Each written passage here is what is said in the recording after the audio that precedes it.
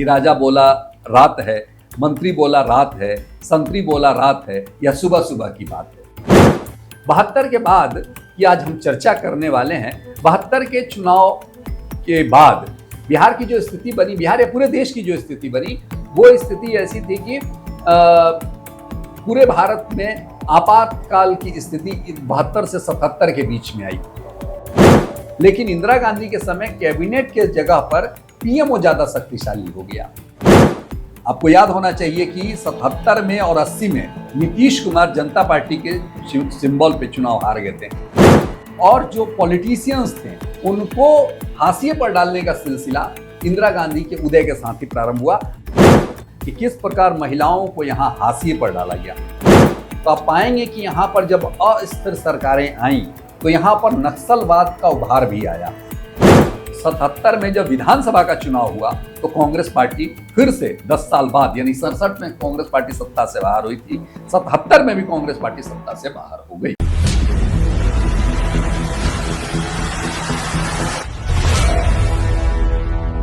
इसके पहले के 2 एपिसोड में हमने 1952 से लेकर 1972 तक के चुनाव पे चर्चा किया। किस तरीके से चुनाव हुए, क्या स्थितियां रही, पॉलिटिकल पार्टियों का ग्राफ कैसा रहा, इन तमाम चीजों पे हमने चर्चा किया। आज के इस एपिसोड में हम चर्चा करने वाले हैं कि 1967 के बाद का चुनाव कैसा रहा। इमरजेंसी के बाद जो है युवा जो है वो कैसे राजनीति में सक्रिय हुए। इसके साथ ही 72 का चुनाव ऐसा क्या खास रहा जिसमें महिलाओं को प्रतिनिधित्व करने का मौका नहीं मिला। 45 महिलाओं ने जो है वो चुनाव तो लड़े लेकिन जीत किसी ने दर्ज नहीं किया। एक एक करके बातचीत करेंगे। हमारे साथ बातचीत करने के लिए वरिष्ठ पत्रकार संजीव कुमार हैं। सर, आज तीसरा एपिसोड है और इस एपिसोड में हम लोग चुनाव पे चर्चा करने वाले हैं। 72 तक मुझे लगता है कि हम लोगों ने चर्चा कर ली थी, 72 से हम लोग शुरू करेंगे चर्चा। आपने जो चर्चा की, आप देखेंगे कि कैसे कैसे यहाँ पर बिहार में महिलाओं की प्रतिभागिता कमते चली गई। और 72 में आपने जो बताया कि 72 में एक भी महिला चुनाव नहीं जीती, और उसके पहले के चुनाव में आप देखेंगे कि लगातार वो जीतते रही। 1972 एक मामले में एक बड़ा संकेत देता था कि किस प्रकार महिलाओं को यहाँ हाशिए पर डाला गया। अब उसके पीछे के विश्लेषण को आप देखेंगी तो आप पाएंगे कि यहाँ पर जब अस्थिर सरकारें आईं तो यहाँ पर नक्सलवाद का उभार भी आया। इंदिरा गांधी की जो छवि थी वो वामपंथ को लेकर के ज़्यादा सजग थी। 1967 के बाद तमाम लोकतांत्रिक अधिकार उन्होंने ख़त्म कर दिए थे। सदन में कहिए, सदन में कैबिनेट की जो कैबिनेट बड़ा शक्तिशाली हुआ करता था नेहरू जी के समय। विटो कह लीजिए कि नेहरू जी कुछ एक मामलों में लगाते थे, लेकिन कैबिनेट जो चाहती थी वही होता था। लेकिन इंदिरा गांधी के समय कैबिनेट के जगह पर पीएमओ ज़्यादा शक्तिशाली हो गया, और उनके एक विशेष सचिव हुआ करते थे पीएन हक्सर साहब ने ये किया कि नौकरशाही को बढ़ावा दिया, यानी प्रतिबद्ध नौकरशाही। जो कमिटेड ब्यूरोक्रेट्स थे, जो पीएम के साथ यानी कि इंदिरा गांधी के साथ जो कमिटेड थे, उनको विशेष सुविधाएं दी गई, विशेष प्लम पोस्टिंग दी गई, और जो उनके इशारों पर नाचते थे वैसे लोगों को ज़्यादा तरजीह दी गई। और जो पॉलिटिशियंस थे उनको हाशिए पर डालने का सिलसिला इंदिरा गांधी के उदय के साथ ही प्रारंभ हुआ। आज तो बिहार में भी आप देखते हैं या तमाम राज्यों में आप ऐसा देख सकती हैं कि सरकारें आती हैं, लेकिन सबसे पहले जो बात होती है वो पॉलिटिकल पार्टीज़ के वर्कर्स की उपेक्षा होती है, जिसके दम पर वो चुनाव जीतती है। और उसके जगह पर कोई आगे आता है तो वो ब्यूरोक्रेट्स आते हैं। तो ये 67 के बाद ऐसा शुरू हुआ। 67 के बाद आपने देखा होगा कि आरा में नक्सलवाद का उभार शुरू हुआ। मास्टर जगदीश और उनके बाद की बड़ी श्रृंखला रही। मुझे लगता है कि इसके कारण ही महिलाओं की प्रतिभागिता कमते चली गई बिहार के चुनाव में। और 72 का एक वो दौर आया जब बिहार में महिला प्रतिनिधि शून्य हो गई। 72 के बाद की आज हम चर्चा करने वाले हैं। 72 के चुनाव के बाद बिहार की जो स्थिति बनी, बिहार या पूरे देश की जो स्थिति बनी, वो स्थिति ऐसी थी कि पूरे भारत में आपातकाल की स्थिति 72 से 77 के बीच में आई। इंदिरा गांधी ने 1971 का जो चुनाव लड़ा था वो इलाहाबाद राजनारायण के खिलाफ थे। राजनारायण ने यह कहा था कि इंदिरा गांधी ने सरकारी मशीनरी का दुरुपयोग करते हुए रायबरेली से चुनाव जीता है, और इसके लिए उन्होंने हाई कोर्ट में चैलेंज किया था। हाई कोर्ट के न्यायमूर्ति जगमोहन लाल सिन्हा ने 12 जून 1975 को यह निर्णय दिया कि यह सही है कि इंदिरा गांधी ने सरकारी मशीनरी का दुरुपयोग किया था और उनके तमाम अधिकारों को सीज कर लिया और उनके चुनाव को अवैध घोषित किया गया। मैं उस समय दो प्रमुख वकील दोनों तरफ से लड़ रहे थे। राज नारायण की ओर से शांति भूषण लड़ रहे थे और दूसरी ओर इंदिरा गांधी की ओर से एक प्रमुख देश के बड़े जूरिस्ट जिसको हम लोग कहते हैं नानी पालकीवाला लड़ रहे थे। लेकिन नानी पालकीवाला के सारे तर्क खारिज कर दिए गए और वहां पर इंदिरा गांधी के चुनाव को अवैध घोषित किया गया। इसके विरुद्ध उन्होंने सुप्रीम कोर्ट में अपील की और तुरंत 24 जून 1975 को न्यायमूर्ति वी.आर. कृष्ण अय्यर ने भी इलाहाबाद उच्च न्यायालय के निर्णय को सही ठहराया और इंदिरा गांधी के अधिकारों को सीमित कर दिया गया। आप देखेंगे कि 24 जून की रात में यानी 25 जून को कह लीजिए आप मिडनाइट के बाद इंदिरा गांधी ने अपनी शक्ति का प्रयोग करते हुए, शक्ति का प्रयोग कहेगी दुरुपयोग करते हुए, एस.एस. रे ने 24 जून को ही उन्हें, बंगाल के मुख्यमंत्री थे सिद्धार्थ शंकर रे, उन्होंने उन्हें सलाह दी कि आपके पास यह, वो भी कानूनविद थे, उन्होंने सलाह दी कि आपके पास यह स्थिति है कि आप आपातकाल घोषित कर सकती हैं, आपातकाल घोषित कर सकती हैं। आपातकाल घोषित करने के कई कारण थे, वो क्योंकि 72 के बाद देश की आर्थिक स्थिति डगमगा गई थी, आंतरिक सुरक्षा को लेकर के सवाल उठ रहे थे, इसलिए इन सब बातों का हवाला देते हुए उन्होंने देश में आपातकाल की घोषणा कर दी। और आपातकाल वास्तविक कारण कुछ और था। इंदिरा गांधी के प्रति पूरे देश में एक विरोध का उभार हो रहा था। 73 में गुजरात में छात्रों ने आंदोलन किया था और उसका अक्स बिहार में भी देखने को मिला। मार्च अप्रैल में 1974 में बिहार में छात्रों ने आंदोलन किया और यहाँ पर उनका नारा भी था। कई लोग नारा लगाते थे कि बिहार भी गुजरात बनेगा कहीं, और अलग अलग जिले में लोग कहते हैं चंपारण शुरुआत करेगा, कुछ लोग कहते थे कि पटना शुरुआत करेगा। ऐसे कर करके आपातकाल में कह रहा हूँ इंदिरा गांधी के विरुद्ध नारेबाजी शुरू हो गई। अब देखेंगे कि उसी के बाद यहाँ मुख्यमंत्री भी बदले गए।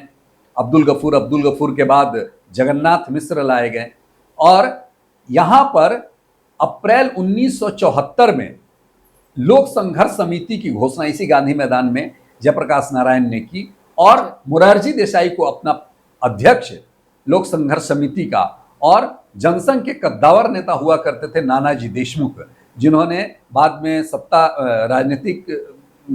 राजनीति से संन्यास ले लिया और एक बड़ा दीनदयाल उपाध्याय शोध प्रकल्प के माध्यम से उन्होंने चित्रकूट में एक बड़ा प्रयोग शुरू किया और देश को कहे कि वो आर्थिक रूप से परिवर्तन के लिए समाज सेवा के क्षेत्र में बाद में सक्रिय हो गए थे। तो उनको नानाजी देशमुख को लोक संघर्ष समिति का सचिव बनाया गया। इनके खिलाफ यानी जेपी के खिलाफ ज्यादती होने लगी और जो भी लोग थे 25 जून की रात में ही उनको नजरबंद कर लिया गया। देश के प्रमुख नेताओं को जेल में डाल दिया गया। तमाम प्रेस की लाइनें काट दी गई, यानी कि लोकतंत्र की जो भी संभावनाएं थी उसे रद्द कर दिया गया। इंदिरा गांधी सर्वोच्च न्यायालयों के निर्णय को कैसे पलटती थी, इसके कुछ उदाहरण मैं अपने दर्शकों को बताना चाहूंगा कि 1971 में उन्होंने 24वां संविधान संशोधन किया। वो था संविधान संशोधन जो था वो था 1967 में एक मामला आया था गोलकनाथ मामले को लेकर के, उसी को लेकर के उन्होंने 24वां संशोधन किया। 26वां संशोधन प्रिवी पर्स को लेकर के था। प्रिवी पर्स यानी कि जब देशी रियासतें मिली थी, 565 देशी रियासतें मिली थी, तो उनको सरदार वल्लभ भाई पटेल ने यह आश्वासन दिया था कि आप भारत में अपना विलय करें, उसके बदले में भारत सरकार आपके उत्तराधिकारियों को कुछ न कुछ पेंशन देती रहेगी। लेकिन इंदिरा गांधी ने उस प्रिवी पर्स को भी समाप्त कर दिया।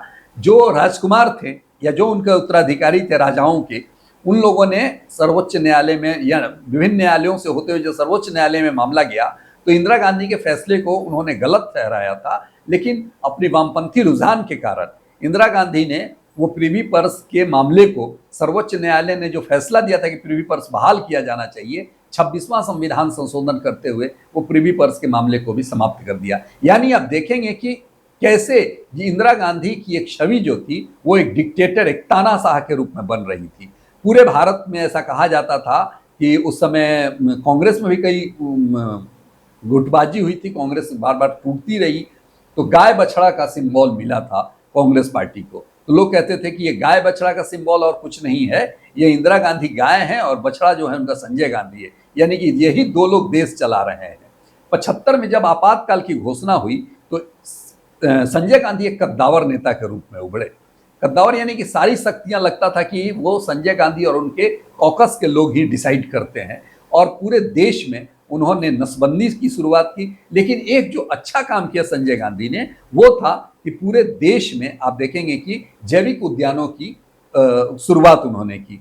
जगह जगह वनों के संरक्षण के लिए संजय गांधी को जरूर याद किया जाना चाहिए। पटना का भी अब जो जियोलॉजिकल जो संजय गांधी जैविक उद्यान देखती हैं वो उन्हीं के समय प्रारंभ हुआ था। तो ऐसे पूरे देश में उन्होंने वनों को संरक्षण करने के लिए और वन्य जीवों के बारे में लोगों की संवेदनशीलता को बढ़ावा देने के लिए उन्होंने ये पार्क की शुरुआत कराई थी। तो लेकिन नसबंदी का जो कारण था वो सब लोगों को टारगेट दे दिया गया था कि इतने लोगों की नसबंदी करानी अनिवार्य है। अब उसमें यह हुआ कि कई अविवाहित लड़कों और लड़कियों की भी नसबंदी करा दी गई। इसको लेकर के बड़ा ही रिजेंटमेंट हुआ, क्योंकि और बूढ़े लोगों को भी, क्योंकि सबका टारगेट था और इतना खौफ था उस समय कि वो कहते हैं कि अगर आपने आदेश नहीं माना तो आप जेल से कब रिहा होंगे या आपकी जेल में ही मृत्यु हो जाएगी, कहा नहीं जा सकता है। यानी कि अंग्रेजों का दौर लोगों को ध्यान में आ रहा था। वो 25 जून से लेकर के 25 जून 1975 से लेकर के 21 मार्च 1977 तक ये जो दौर था वो बड़ा ही काला दौर था। लोग खुलेआम बोल नहीं सकते थे, लेकिन अनुशासन के नाम पर कुछ अच्छे काम भी हुए। ट्रेन समय पर चलने लगी, लोग दफ्तरों में समय पर जाने लगे, और इसीलिए विनोबा भावे ने इसे अनुशासन पर्व भी कहा था। तो ये एक दौर था, लेकिन लगातार सरकार के विरुद्ध लोगों का जनमत बनता रहा। जेपी चाहते थे कि ये जो व्यवस्था है, जिस व्यवस्था का अंतिम हम जो परिणाम देख रहे हैं कि एक व्यक्ति ही सत्ता का केंद्र बनकर के उभरा है, ऐसे व्यवस्था को हमें समाप्त करना चाहिए था। और उन्होंने कहा था कि संपूर्ण क्रांति का उन्होंने नारा दिया था। कई युवा युवती उसमें सामने आए और जो आज कई प्रमुख पदों पर हैं, लालू प्रसाद जी, सुशील मोदी जी और नीतीश कुमार जी, ये सब लोग उसी आपातकाल के दौर के उपज हैं। तो उस समय का ये दौर था 77 में। उसके बाद का चुनाव हुआ, आपातकाल का दौर समाप्त हुआ, और ऐसा जब इंदिरा गांधी को लगने लगा कि हमारे पक्ष में है, उन्होंने एक इंटरनल सर्वे कराया था। मैं बताऊं कि कई इंटरनल सर्वे सत्तासीनों के बड़े खिलाफ गए थे। एक इंडिया साइनिंग का था, वो हम आगे चर्चा करेंगे।